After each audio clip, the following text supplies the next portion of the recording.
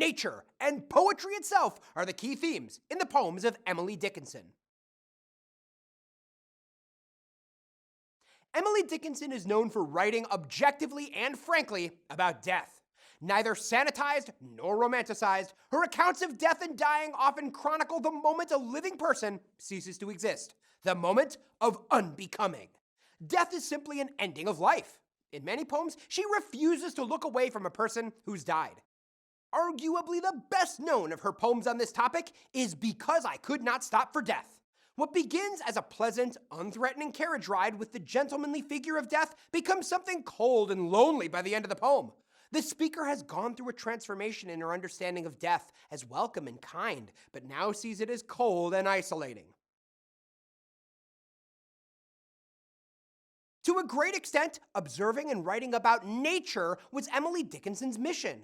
Indeed, her letter to the world is the simple news that nature told.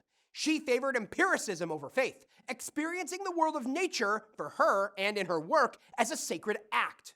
Many of her poems celebrate the beauty of nature, and she expresses a preference for the world that can be observed over the world that must be believed in. Her heaven is here on earth.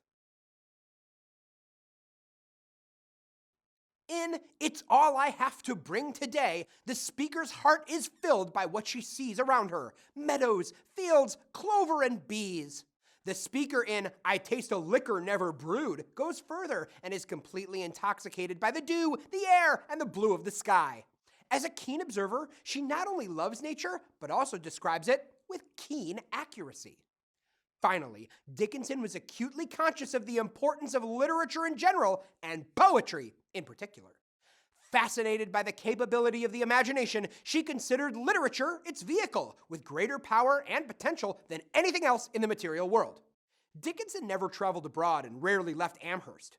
Literature was an essential part of her life.